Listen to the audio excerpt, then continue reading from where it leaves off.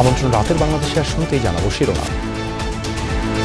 সংসদে পাশ হলো আগামী অর্থ বছরের বাজেট। ফলাফলের ভিত্তিতে শিক্ষা প্রতিষ্ঠানে বরাদ্দ দেওয়ার দাবি, ব্যয়ে স্বচ্ছতা নিশ্চিতের প্রতিশ্রুতি অর্থমন্ত্রীর। সরকারি ব্যয় ও প্রকল্প ব্যয়ের পারফরমেন্স অডিট বাস্তবায়নের মাধ্যমে সরকারি ব্যয়ের জবাবদিহিতা বৃদ্ধি করার জন্য এই বাজেট প্রদান করা হয়েছে। খেলাপে ঋণ কমাতে নেওয়া হচ্ছে বিশেষ পরিকল্পনা, মুদ্রানীতি ঘোষণা করে জানালেন গভর্নর। আন্তরিকতা থাকলে যথাযথ রাজস্ব আদায় সম্ভব, মত এনবিআর এর ভারপ্রাপ্ত চেয়ারম্যানের। জুলাই আন্দোলনে হত্যা ষড়যন্ত্র উস্কানির দায়ে সাবেক তথ্যমন্ত্রী ইনুর 10 বছরের সাজা। কুষ্টিয়ায় 6 জনকে হত্যায় সম্পৃক্ততা মেলেনি, রায়ে অসন্তুষ্ট চিফ প্রসিকিউটর। আমি বলতে চাই এই রায় সঠিক হয়নি। এই রায়ের বিরুদ্ধে আমরা অবশ্যই আপিল করব। ঋণ খেলাপির দায়ে আপিল বিভাগে প্রার্থিতা বাতিল, শপথ নিতে পারবেন না চট্টগ্রাম বিএনপি নেতা আসলাম চৌধুরী। প্রতিবাদে সীতাকুণ্ডে নেতাকর্মীদের বিক্ষোভ।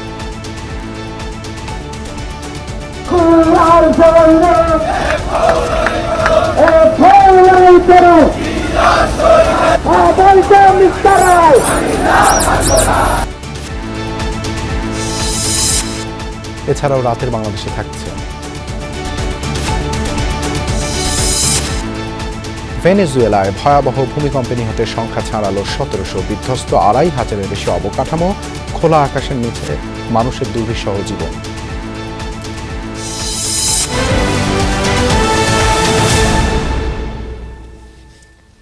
এতক্ষণ শিরোনাম দেখছিলেন, আপনাদের সঙ্গে আছি আমি দেবাশিস রঞ্জন সরকার।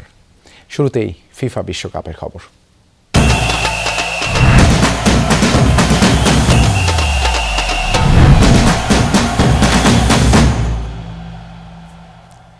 বিশ্বকাপে প্রথমবারের মতো মুখোমুখি হতে যাচ্ছে আইভরি কোস্ট ও নরওয়ে। রাউন্ড অফ 32-তে আর ঘণ্টাখানেক পরেই ডালাসে ভাইকিংসদের মুখোমুখি হবে আইভরি কোস্ট। সেই সাথে জানা যাবে নেইমার ভিনিসিয়াসদের প্রতিপক্ষের নামও। গ্রুপ পর্বের শেষ ম্যাচে কুরাসাওকে 2-0 গোলে হারিয়ে নকআউট নিশ্চিত করেছে আইভরি কোস্ট, যেখানে জোড়া গোল করেন নিকোলা পেপে। অন্যদিকে নরওয়ে শেষ ম্যাচে ফ্রান্সের কাছে 4-1 ব্যবধানে হারলেও সেই ম্যাচে বিশ্রাম দেওয়া হয়েছে আর্লিং হাল্যান্ড ও মার্টিন ওডেগার্ড সহ বেশ কয়েকজন নিয়মিত খেলোয়াড়কে। একদিকে প্রথমবারের মতো বিশ্বকাপ নকআউট নিশ্চিত করা আফ্রিকার দল আইভরি কোস্ট, অন্যদিকে 1998-এর পরে প্রথমবার বিশ্বকাপে জায়গা করে নেওয়া এবারের ডার্ক হর্সরা। এই ম্যাচের বিজয়ী দল 6 জুলাই শেষ 16-তে মুখোমুখি হবে ব্রাজিলের। টাই ব্রেকারে কান্নায় একদিনে বিশ্বকাপ থেকে বিদায় নিল 2 ইউরোপিয়ান জায়ান্ট জার্মানি ও নেদারল্যান্ডস। 4 বারের বিশ্ব চ্যাম্পিয়নদের আক্ষেপে পুড়িয়ে দেশ জুড়ে উৎসবে মেতেছে প্যারাগুয়ে। অন্যদিকে ডাচদের দাপটকে বুড়ো আঙুল দেখিয়ে সমর্থকদের আনন্দে ভাসালো আফ্রিকার গর্ব মরক্কো। ফ্রান্সের কাছে গত বিশ্বকাপের সেমিতে হারা আশরাফ হাকিমিদের স্বপ্নটা এবার আরও বড়।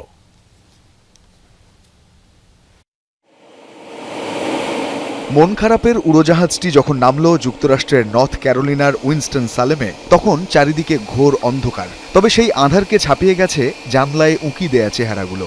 দলটা 4 বারের বিশ্ব চ্যাম্পিয়ন জার্মানি। দুঃস্বপ্নের এক রাতে প্রথমে বেস ক্যাম্প, এরপর ফিরতে হবে ঘরে। জার্মান ফুটবল নিয়ে গ্যারি লিনেকারের করা ওই উক্তিটা বোধহয় লেখার সময় হয়েছে নতুন করে। ফুটবল এমন একটি খেলা যেখানে 22 জন খেলোয়াড় 90 মিনিট ধরে খেলে এবং শেষমেশ হেরে যায় জার্মানি। 90-এর বিশ্বকাপে ইংলিশদের হারানো পশ্চিম জার্মানির সাথে নাগলসম্যানের এই জার্মানির অঙ্কটার যে বড্ড গরমিল। গত 2 বিশ্বকাপে গ্রুপ পর্ব থেকে বিদায়, এবার সেরা 32 থেকে। বিশ্বকাপের ইতিহাসে কখনো টাই ব্রেকারে না হারা দলটা এবার পেল সেই তেতো স্বাদও। শেষ সময়ের গোলটাও বাতিল ভিএআরে। ইয়র্গেন ক্লপের ভাষায় ইটস এ জোক। তবে নাগলসম্যান থাকছেন কিছুটা শক্ত। ব্যাপারটা এমন ছিল না যে আমরা প্রতিটি চ্যালেঞ্জে প্রতিপক্ষের কাছে পরাস্ত হচ্ছিলাম। মনোভাব, লড়াই এবং সংকল্প সবকিছু ঠিকঠাক থাকার পরও আমরা এই ধরনের একটি ম্যাচ জিততে পারিনি। তবে আমি এমন লোক নই যে এখানে এসে বলবো যেহেতু আমরা টুর্নামেন্ট থেকে ছিটকে গেছি তাই আমি এখনই পদত্যাগ করছি। জার্মান ফুটবল অ্যাসোসিয়েশন যদি চায় আমি দায়িত্ব চালিয়ে যাব, আর তারা যদি তা না চায় তবে তারা আমাকে সরাসরি সেটা জানাতে পারে। তবে জার্মান সমর্থকদের মন ভাঙার রাতে উল্লাসে ফেটেছে গোটা প্যারাগুয়ে। গ্রুপ পর্বে যুক্তরাষ্ট্রের কাছে 4 গোল খাওয়া প্যারাগুয়ে অস্ট্রেলিয়া জালে দিতে পারেনি 1 গোলও। তুরস্কের সাথে 1 গোলে জিতে শেষ 32-এ আসা দল জার্মানদের হারানোর স্বপ্ন কতটাই বা দেখতে পারে। তাই তো এমন জয়ের পর দেশটিতে ঘোষণা করা হয়েছে সাধারণ ছুটি।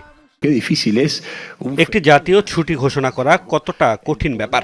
ফুটবলের এই শক্তি আসলেই চমৎকার। তাই আমি আশা করি মানুষ এটা মন ভরে উপভোগ করবে। পুরো প্যারাগুয়ে যেন এই আনন্দ উদযাপন করে। আমরা ভালো খেলতে পারি কিংবা খারাপও খেলতে পারি, আমাদের হাজারো ত্রুটি থাকতে পারে, কিন্তু আমাদের এমন একটা হৃদয় আছে যা কখনো হার মানতে জানে না। আরেক ইউরোপিয়ান জায়ান্ট নেদারল্যান্ডসকে টাইব্রেকার নাটকে হারিয়ে উৎসব করেছে আফ্রিকার গর্ব মরক্কো। ফ্রান্সের কাছে হেরে গত বিশ্বকাপের সেমিফাইনাল থেকে বিদায় নেয়া হাকিমি, বুনো, সাইবারিরা এবারও যে লম্বা রেসের ঘোড়া তা টের পেয়েছে গোটা ফুটবল বিশ্ব। রঞ্জন শান্ত, যমুনা স্পোর্টস। জাতীয় সংসদে পাশ হয়েছে 2026-2027 অর্থ বছরের বাজেট, যার আকার প্রায় 9,38,000 কোটি টাকা। মঞ্জুরি দাবির ওপর আলোচনায় বলা হয় সর্বজনীন করা হয়েছে ফ্যামিলি কার্ড। সুবিধা দেবার ক্ষেত্রে দলীয়করণ হবে না। শিক্ষা এবং স্বাস্থ্যসেবার উন্নতির দাবি তোলেন একাধিক সংসদ সদস্য। জানান, রূপপুর পারমাণবিক বিদ্যুৎ কেন্দ্র থেকে আগস্ট মাসের শেষেই মিলবে বিদ্যুৎ। সরকারি ও প্রকল্প ব্যয়ের স্বচ্ছতা নিশ্চিতের প্রতিশ্রুতি দিয়েছেন অর্থমন্ত্রী। বিল 2026 সংসদে পাশ হলো। কণ্ঠফুটে পাশ হলো 2026-27 অর্থ বছরের 9,38,000 কোটি টাকার বাজেট। সকালে সংসদ নেতা প্রধানমন্ত্রী তারেক রহমানের উপস্থিতিতে দিনের শুরুতেই মঞ্জুরি প্রস্তাব নিয়ে শুরু হয় আলোচনা। 2026 অবিলম্বে বিবেচনা। এ সময় স্বাস্থ্য শিক্ষা ব্যবস্থার উন্নতিতে সরব হন একাধিক সংসদ সদস্য। বলা হয়, শিক্ষা প্রতিষ্ঠানের ফলাফলের ভিত্তিতে বরাদ্দ দেওয়া উচিত। হাসপাতালগুলোতে যেরকম সেবা রোগীদের পাওয়ার কথা, তার আশপাশের সেবা তারা পায় না। ডাক্তারের অনুপস্থিতি, পরিবেশগতভাবে অস্বাস্থ্যকর পরিবেশ। ওয়ান টিচার ওয়ান ট্যাবের প্রকল্প দেওয়া হয়েছে। ওয়ান টিচার ওয়ান ট্যাব করতে হলে তো সেখানে ওয়াইফাই থাকতে হবে, ওয়াইফাই থাকতে হলে তো সেখানে বিদ্যুতের সরবরাহ থাকতে হবে। বাজেট বাড়ানো হয়েছে এবং এই বাজেটকে যথোপযুক্তভাবে মানব সম্পদের জন্য এটি বিনিয়োগ করা হচ্ছে। এই বিনিয়োগের জন্য এই ছাঁটাই প্রস্তাবকে গ্রহণ না করে এই বাজেটটি মঞ্জুর করা হোক। প্রকৃত সুবিধাভোগীদের দেয়া হচ্ছে ফ্যামিলি কার্ড। এখানে দলীয়করণ হচ্ছে না বলে জানান সমাজ কল্যাণ মন্ত্রী। জানানো হয়, রূপপুর পারমাণবিক বিদ্যুৎ কেন্দ্র থেকে কাঙ্ক্ষিত সময়ে মিলবে বিদ্যুৎ। অনেক ক্ষেত্রে প্রকৃত উপকারভোগী তালিকার বাইরে থেকে যাচ্ছেন, আবার অযোগ্য ব্যক্তিরাও তালিকাভুক্ত হচ্ছেন। ফ্যামিলি কার্ড এটি একটি নতুন উদ্যোগ এবং এটার যখন ইনক্লুড করা হচ্ছে তখন সবাইকে করা হচ্ছে, এখানে কাউকে বাদ দেওয়া হচ্ছে না। সিস্টেমটা হচ্ছে টার্গেটিং হচ্ছে ইউনিভার্সাল, আর ওনাদের টার্গেটিং ছিল দলীয়। বাজেট বাস্তবায়নে স্বচ্ছতা ও জবাবদিহিতা নিশ্চিত করার প্রতিশ্রুতি দেন অর্থমন্ত্রী। সরকারি ব্যয় ও প্রকল্প ব্যয়ের পারফরমেন্স অডিট বাস্তবায়নের মাধ্যমে সরকারি ব্যয়ের জবাবদিহিতা বৃদ্ধি করার জন্য এই বাজেট প্রদান করা হয়েছে। সংসদে এক পর্যায়ে বিরোধী দলীয় নেতা ছাঁটাই প্রস্তাব প্রত্যাহারের দাবি করেন। পরে আলোচনার সুযোগ আর দেন না স্পিকার। মন্ত্রণালয় ও বিভাগের মোট 59টি মঞ্জুরি দাবি উপস্থাপন করা হয়। এরপর সংসদ সদস্যরা পাশ করেন নির্দিষ্টকরণ বিল। রিমন রহমান, যমুনা নিউজ, ঢাকা।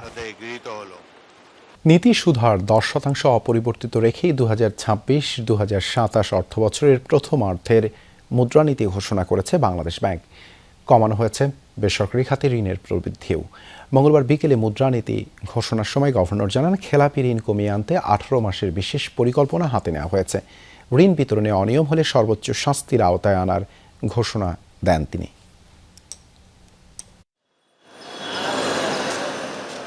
উচ্চ মূল্যস্ফীতি, বিপুল পরিমাণে খেলাপি ঋণ, তীব্র তারল্য সংকট এবং মূলধন ঘাটতিতে ভুগছে দেশের ব্যাংকিং খাত। বেসরকারি খাতে ঋণের প্রবৃদ্ধি নেমেছে তলানিতে। এমন বাস্তবতায় নতুন অর্থবছরের জন্য আরও কঠোর মুদ্রানীতি ঘোষণা করেছে বাংলাদেশ ব্যাংক। মুদ্রানীতিতে নীতি সুধার 10% অপরিবর্তিত রেখেছে নিয়ন্ত্রক সংস্থা। বেসরকারি খাতে ঋণ প্রবৃদ্ধির লক্ষ্যমাত্রা প্রায় 2% কমিয়ে নির্ধারণ করা হয়েছে 6.8%। যদিও অর্থ বছর শেষে এই হার 8% উন্নীত হবে বলে আশা করছে নিয়ন্ত্রক সংস্থা। যেহেতু আমাদের ইনফ্লেশন হাই, যেহেতু আমরা এক্সচেঞ্জ রেটটাকে স্টেবল রাখতে চাই, এর প্রেক্ষিতে আমরা আমাদের মানির অ্যাভেলেবিলিটিটাকে ইন জেনারেল একটু এক্সপেন্সিভই রাখতে চাই। ফলে আমাদের যে পলিসি রেট যে 10% ছিল, সে 10%-এ আমরা অপরিবর্তিত রাখার সিদ্ধান্ত নিয়েছি। বেসরকারি খাতে ঋণ প্রবৃদ্ধির লক্ষ্যমাত্রা কমানো হলেও প্রণোদনা প্যাকেজের মাধ্যমে অর্থনীতিকে চাঙ্গা রাখতে চান গভর্নর। ঋণ বিতরণে গ্রামীণ অর্থনীতি এবং কর্মসংস্থান তৈরিতে ভূমিকা রাখে এমন খাতকে অগ্রাধিকার দেওয়ার কথাও জানান তিনি। বলেন, নীতি সুধার অপরিবর্তিত থাকলেও বাজার ব্যবস্থাপনার মাধ্যমে সুদের হার কমিয়ে আনা হবে। কস্টলি হয়ে যাওয়ার কারণে অনেকে বন্ধ করে দিছে। আমাদের স্টিমুলাস প্যাকেজে মূলত এগ্রিকালচারাল এবং রুরাল ইকোনমিতে আমরা টাকাটা বেশি দিতে চেয়েছি। স্টিমুলাস প্যাকেজের ওইটাও একটা অবজেক্টিভ। দেখবেন আমরা অনেক আনকনভেনশনাল জায়গা এজেন্সির সাথে কাজ শুরু করে দিচ্ছি।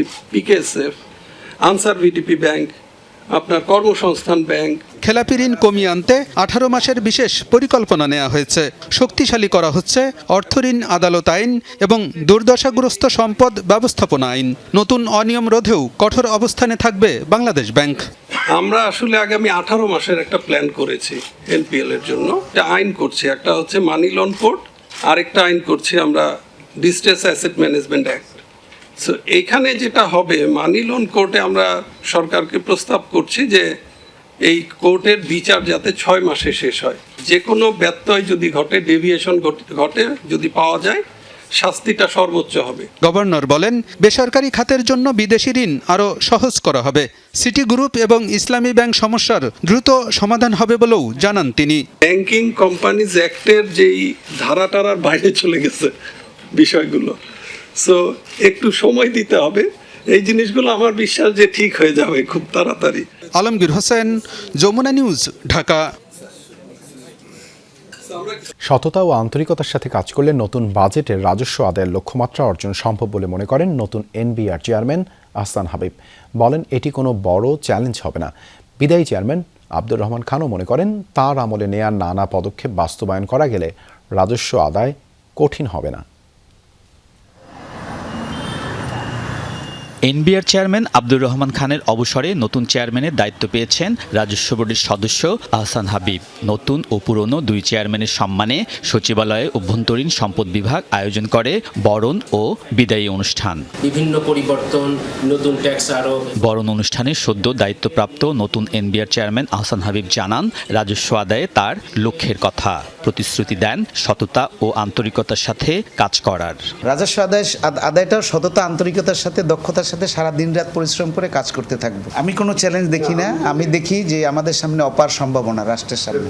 অন্তর্বর্তী সরকারের আমলে এনবিআর চেয়ারম্যানের দায়িত্ব পেয়েছিলেন আব্দুর রহমান খান। অবসরে যাওয়ার আগে বিদায়ী অনুষ্ঠানে নতুন চেয়ারম্যানকে পথ দেখান রাজস্ব আদায়ের। ডিজিটাইজেশনের যে উদ্যোগগুলো শুরু করেছে, এগুলোকে ক্যারি করতে হবে এবং সেটা করলেই আমাদের এফিসিয়েন্সি বাড়বে এবং আমাদের যে কর ফাঁকিগুলো হয় সেগুলো কমে যাবে, তাতে রাজস্ব বাড়বে। বিদায়ী এনবিআর চেয়ারম্যান বলেন, 6,04,000 কোটি টাকার রাজস্ব আদায় চ্যালেঞ্জিং হলেও অসম্ভব নয়। আমরা এই বছর আশা করি 4,15,000 থেকে 20,000 কোটি টাকা আদায় করতে পারবো। আলমগীর স্বপন, যমুনা নিউজ, ঢাকা। জুলাই আন্দোলনে ছাত্র জনতাকে হত্যায় উস্কানি নির্দেশনা, গণভবনে বৈঠক করে ছাত্রদের জঙ্গি তকমা দিয়ে হত্যাকাণ্ডের ষড়যন্ত্রসহ 3 অভিযোগে জাসদ নেতা হাসানুল হক ইনুকে 10 বছর করে 30 বছরের কারাদণ্ড দিয়েছেন আন্তর্জাতিক অপরাধ ট্রাইব্যুনাল। তবে তাকে সাজা ভোগ করতে হবে মাত্র 10 বছর। এই রায় সঠিক হয়নি বলে দাবি প্রসিকিউশনের। রায়ে সন্তুষ্ট নন আসামি পক্ষও। দুপক্ষই যাবেন আপিলে।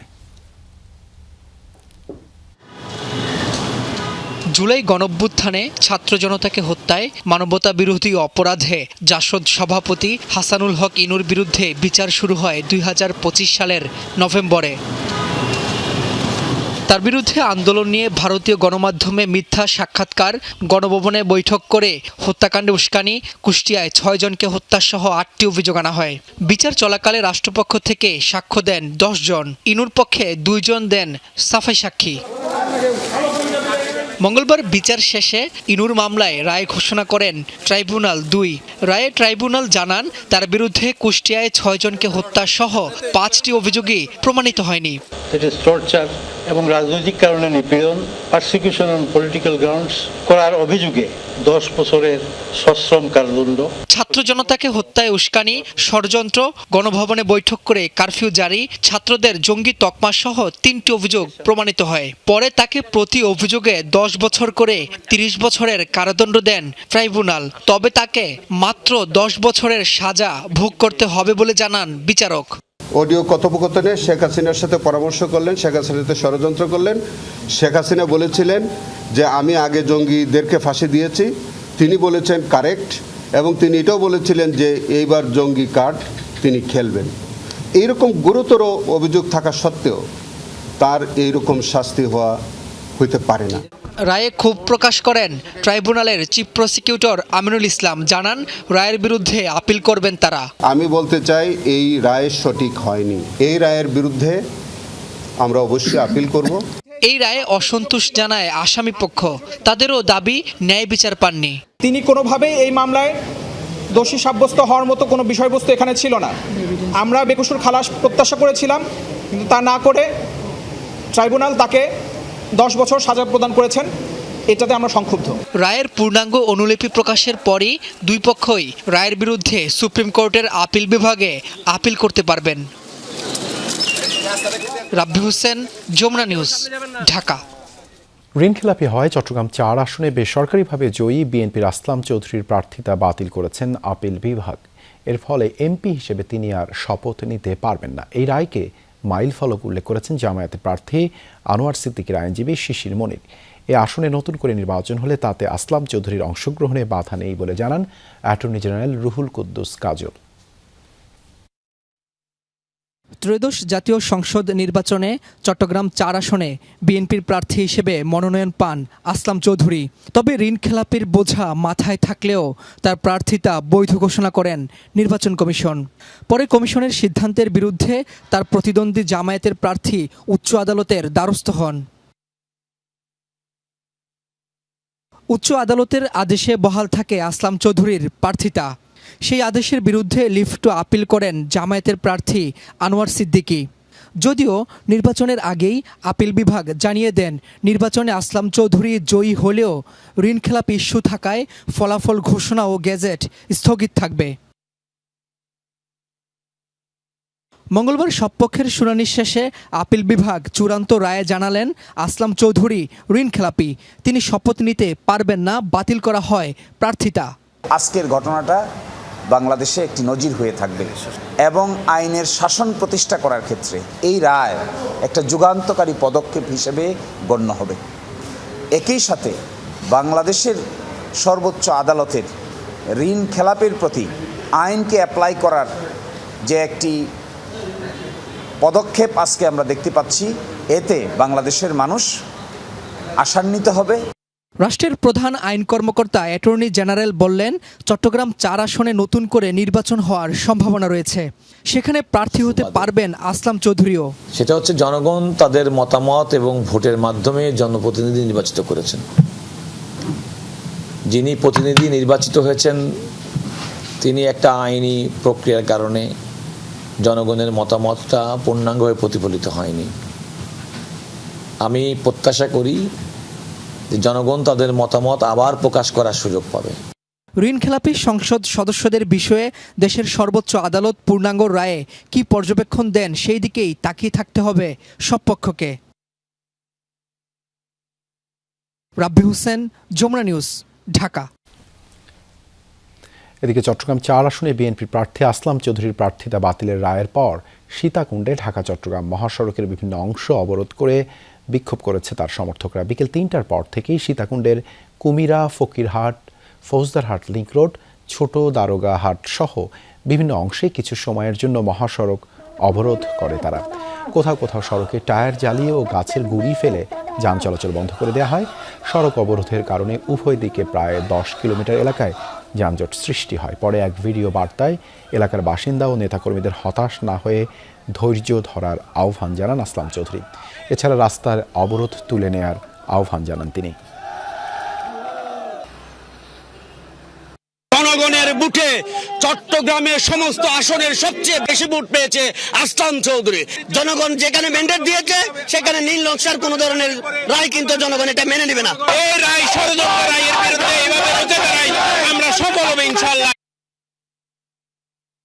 বর্তমান সরকার দায়িত্ব নেওয়ার পর আইন শৃঙ্খলা পরিস্থিতিতে ঐতিহাসিক সাফল্য এসেছে এবং রেকর্ড উন্নতি হয়েছে বলে দাবি করেছেন স্বরাষ্ট্রমন্ত্রী সালাউদ্দিন আহমদ। সংসদের বাজেট অধিবেশনে মঞ্জুরি দাবি ও ছাঁটাই প্রস্তাবের আলোচনায় তিনি এই মন্তব্য করেন। আলোচনায় অংশ নিয়ে বিরোধী সংসদ সদস্যরা দেশের ভাবমূর্তি উজ্জ্বল করার জন্য পররাষ্ট্র মন্ত্রণালয়ের বরাদ্দ যথাযথভাবে ব্যবহারের দাবি জানান। সকালে বাজেট অধিবেশনে মঞ্জুরি দাবি এবং ছাঁটাই প্রস্তাবের উপর আলোচনায় অংশ নেন সংসদ সদস্যরা। 2027 সালের 30 জুন মঞ্জুরি দাবির উপর আলোচনায় অংশ নিয়ে স্বরাষ্ট্র মন্ত্রণালয়ের জন্য বরাদ্দ অনুমোদনের প্রস্তাব করেন স্বরাষ্ট্রমন্ত্রী সালাউদ্দিন আহমেদ। এ সময় ছাঁটাই আলোচনায় অংশ নেন স্বতন্ত্র সংসদ সদস্য ব্যারিস্টার রুমিন ফারহানা। বলেন, মন্ত্রণালয়ের বরাদ্দ বেড়েছে অথচ দেশের আইন শৃঙ্খলা পরিস্থিতির অবনতি হয়েছে।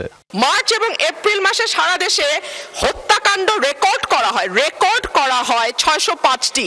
নারী ও শিশু নির্যাতন 2 মাসে 3496টি নথিভুক্ত করা হয়েছে এবং সারা দেশে প্রতিদিনে গড়ে 10টির বেশি খুনের ঘটনা ঘটছে। জবাবে স্বরাষ্ট্রমন্ত্রী বলেন, বর্তমান সরকার দায়িত্ব নেওয়ার পর আইন শৃঙ্খলা পরিস্থিতির রেকর্ড উন্নতি হয়েছে। বর্তমান সরকার অপরাধী ছাড়া দলীয় বিবেচনায় কাউকে গ্রেপ্তার করছে না। এই বর্তমান সরকারের দায়িত্বে আসার পর থেকে এই পর্যন্ত সমস্ত ডাটায় আমরা ঐতিহাসিকভাবে এগিয়ে আছি, মানে উন্নত আছে। দলমত নির্বিশেষে দলীয় পরিচয়ের ভিত্তিতে এখানে কোনো পুলিশ কোনো অ্যারেস্ট গ্রেপ্তার করা হয় না, করছে না। অপরাধীকে অপরাধী হিসেবে ট্রিট করছে। আইন শৃঙ্খলা পরিস্থিতি উন্নয়নের জন্য কোনো রাজনৈতিক পরিচয়কে আমরা কখনো প্রাধান্য দেব না। ছাঁটাই প্রস্তাবের উপর আলোচনায় অংশ নিয়ে নতুন বাজেটে পররাষ্ট্র মন্ত্রণালয়ের জন্য বরাদ্দ হ্রাসের প্রস্তাব করেন বিরোধী দলের সংসদ সদস্যরা। বিশ্বে বাংলাদেশের ভাবমূর্তি তুলে ধরতে বাজেট ব্যবহারে স্বচ্ছতার দাবি জানান তারা। পররাষ্ট্র বিষয় হলো দেশের একটা মান সম্মান এখানে জড়িত থাকে। আমাদের যে সমস্ত জাতীয় সভায় বিদেশে অবস্থান করেন সেখানের সঙ্গে সঙ্গতি রেখে আমাদের দেশের ভাবমূর্তি সেখানে তুলে ধরার ব্যাপারও কাজ করা দরকার, কিন্তু এগুলো আমরা খুব বেশি চাক্ষুষ দেখতে পাচ্ছি না। বর্তমান সরকার রোহিঙ্গা সংকট সমাধানের পাশাপাশি রেমিটেন্স যোদ্ধাদের জন্য নিবিড়ভাবে কাজ করছে বলে জানান পররাষ্ট্রমন্ত্রী। 844 কোটি 43 লক্ষ টাকা মঞ্জুর করা হোক। মাসুদুজ্জামান রবিন, যমুনা নিউজ, ঢাকা। ভারতের নিরাপত্তা ও স্পর্শকাতর ইস্যু মাথায় রেখেই তিস্তা মহাপরিকল্পনা বাস্তবায়ন করবে সরকার। তবে এই প্রকল্পে চীনের আর্থিক ও কারিগরি সহায়তা নেওয়া হবে কিনা সেই সিদ্ধান্ত এখনও হয়নি বলে জানিয়েছেন প্রধানমন্ত্রী তথ্য উপদেষ্টা। সচিবালয়ে নিয়মিত ব্রিফিংয়ে তিনি বলেন, চীন যে অর্থনৈতিক করিডোরের প্রস্তাব দিয়েছে এর সম্ভাব্যতা যাচাই করা হবে। দেশের স্বার্থ বিবেচনা করে এক্ষেত্রে সিদ্ধান্ত হবে। তথ্য উপদেষ্টা বলেন, অন্তর্বর্তী সরকারের আমলে দুর্নীতির তদন্ত স্বাধীনভাবে করবে দুদক। এক্ষেত্রে সরকার বাধা হবে না।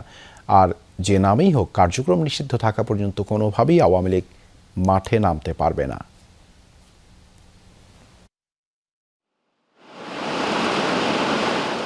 ভরা মৌসুমে বন্যা আর শুকনো মৌসুমে খরায় হাহাকার তিস্তা পাড়ের মানুষের। এই অবস্থায় ভারতের সাথে বহুকাঙ্ক্ষিত তিস্তা চুক্তিও হচ্ছে না। বিকল্প হিসেবে চীনের কাছ থেকে আসে তিস্তা মহাপরিকল্পনার প্রস্তাব। গণ অভ্যুত্থানে ক্ষমতাচ্যুত আওয়ামী লীগ সরকার এ নিয়ে প্রথমে এগুলেও ভারতের বিরোধিতায় থেমে যায়।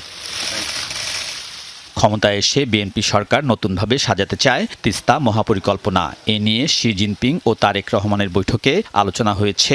তবে এই প্রকল্পে চীনের অর্থনৈতিক ও কারিগরি সহায়তার বিষয়টি এখনও চূড়ান্ত হয়নি জানিয়েছেন প্রধানমন্ত্রীর তথ্য উপদেষ্টা। বলেন, প্রকল্পটি বাস্তবায়ন হলেও ভারতের সাথে তিস্তা চুক্তির আলোচনাও চালিয়ে যাবে সরকার। ইন্ডিয়া বা অন্য যে কোনো দেশ তারও জায়গা থেকে, ধরুন কারো যদি সিকিউরিটি কনসার্ন থাকে, এইসব কোনো রকম কোনো কনসার্নের ব্যাপারে বাংলাদেশ কোনো আপোষ করবে না। চায়নার এই কাজে প্রচুর এক্সপার্টিজ আছে, চায়নার প্রচুর ফান্ড আছে। আমরা এখনো বলিনি যে চায়নার সাথে আমরা তাদের অর্থায়নে কাজ করব। চীন মিয়ানমার বাংলাদেশ অর্থনৈতিক করিডোর স্থাপনের বিষয়েও কথা বলেন তথ্য উপদেষ্টা। জানান, এক্ষেত্রে গুরুত্ব পাবে দেশের স্বার্থ। মিয়ানমার হয়ে যে কানেক্টিভিটির কথা বলা হচ্ছে, যে করিডোরের কথা বলা হচ্ছে, সেটা এখন অনেকগুলো ভ্যারিয়েবলস আছে। আমরা আমাদের জন্য কেমন হবে, মিয়ানমারের পলিটিক্যাল অবস্থা খুব শান্ত না, অনেকগুলো ব্যাপার আছে। সো এই জিনিসগুলো এখন যাচাই বাছাই হবে, ফিজিবিলিটি দেখা হবে এবং সেটা অনুযায়ী আমরা এগিয়ে যাব। টিআইবির রিপোর্ট অনুযায়ী অন্তর্বর্তী সরকারের আমলে সেবা খাতে দুর্নীতি বেড়েছে। সংসদে স্বরাষ্ট্রমন্ত্রী ডক্টর ইউনূস আমলের দুর্নীতি তদন্তের কথা বলেছেন। এ নিয়ে তথ্য উপদেষ্টা বলেন, কমিশন গঠন হলে এক্ষেত্রে দুদক স্বাধীনভাবে কাজ করবে। যখন দুদক গঠিত হবে, স্বাধীন কমিশন হিসাবে এটা তার মতো করে তদন্ত করা, কারণ প্রচুর অভিযোগ তো আসলে আছে। এমনকি কোনো কোনো উপদেষ্টার বিরুদ্ধে এক ধরনের সুনির্দিষ্ট অভিযোগও তখন ছিল।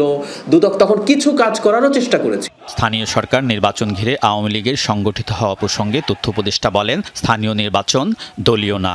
আওয়ামী লীগের কর্মসূচি যতদিন নিষিদ্ধ আছে ততদিন সে যে নামই হোক না কেন, রিফাইন্ড হোক বা অন্য কোনো নতুন আওয়ামী লীগ, তৃণমূল আওয়ামী লীগ, যাই বলি না কেন, আওয়ামী লীগ নামে সে কোনো কর্মসূচি পালন করতে পারবে না।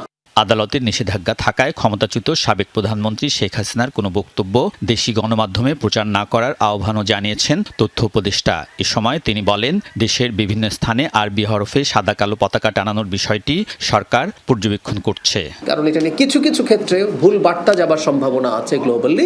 এই ব্যাপারে আমরা সচেতন আছি, আমরা এটা নিয়ে ব্যবস্থা নিতে যাচ্ছি। কাদের ইন্ধনে এই কর্মকাণ্ড চলছে, এক্ষেত্রে সুনির্দিষ্ট কোনো পরিকল্পনা আছে কিনা তা খতিয়ে দেখবে সরকার।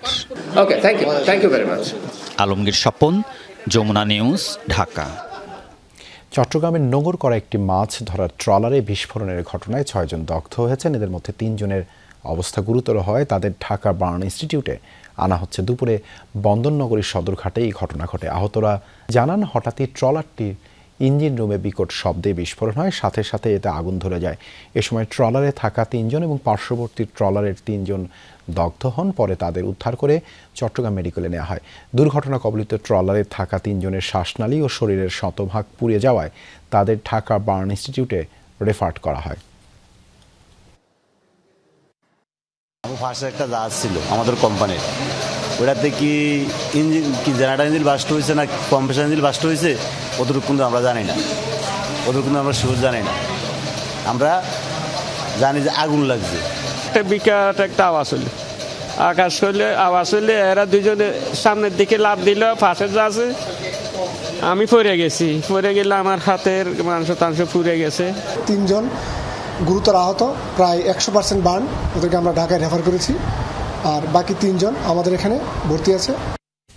রাষ্ট্রীয় মর্যাদায় শেষ বিদায় জানানো হলো 21শে পদকপ্রাপ্ত বরেণ্য চিত্রশিল্পী ও সাংস্কৃতিক ব্যক্তিত্ব মুস্তাফা মনোয়ারকে। বিটিভি, কেন্দ্রীয় শহীদ মিনার এবং প্রিয় কর্মস্থল চারুকলা প্রাঙ্গণে বরেণ্য সাংস্কৃতিক ব্যক্তিত্ব ও সর্বস্তরের মানুষের শ্রদ্ধা নিবেদন শেষে বিকেলে মৃতদেহ নিয়ে যাওয়া হয় বনানী কবরস্থানে। বিস্তারিত মশিউর অনিকের প্রতিবেদনে।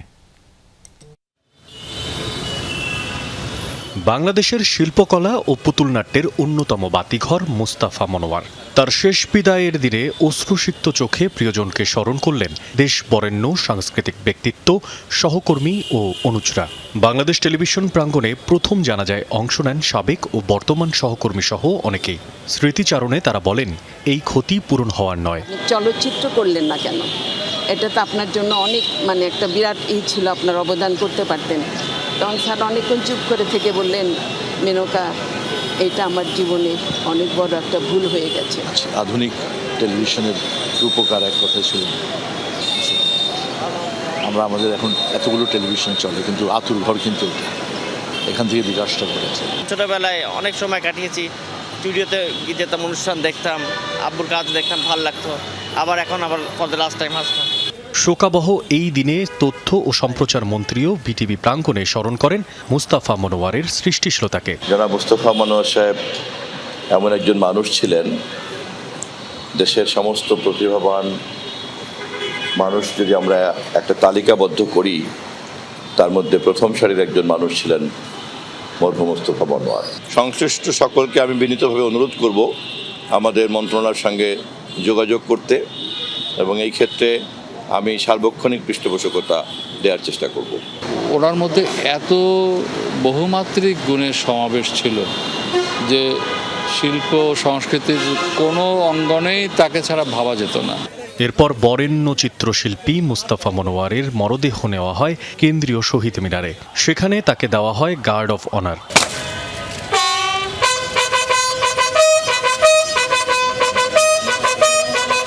শহীদ মিনারে শেষ শ্রদ্ধাতে এসে সাংস্কৃতিক ব্যক্তিত্বরা স্মরণ করেন এই মহান শিল্পীর কর্ম ও জীবনকে। মোস্তফা মনোয়ারের যে সৃষ্টিশীলতা, যে শিল্পকর্ম, যে অবদান, সেটাকেও আমরা ধরে রাখবো। এত মগ্ন শিল্পের মানুষ আসলে আমি জীবনে খুব কম দেখেছি।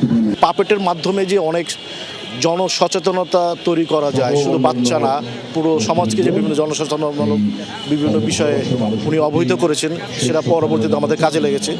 850 জন মেম্বারের যে প্রতিষ্ঠান ডিরেক্টর্স গিল্ড অফ বাংলাদেশ, যে পেশাগত সংগঠনগুলো আছে, তার মধ্যে একটি অন্যতম সংগঠনে উনি পরিণত করতেন।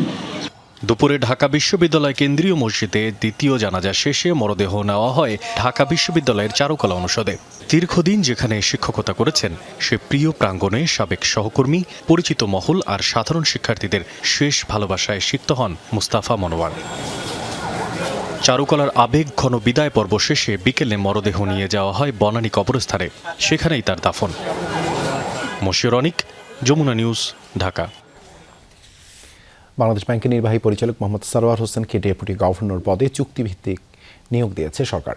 আজ অর্থ মন্ত্রণালয়ের আর্থিক প্রতিষ্ঠান বিভাগ এই প্রজ্ঞাপন জারি করে। এতে বলা হয়, বর্তমান পদ থেকে স্বেচ্ছায় অবসর গ্রহণ ও অবসর উত্তর ছুটি স্থগিতের শর্তে তাকে 3 বছরের জন্য এই নিয়োগ দেওয়া হয়।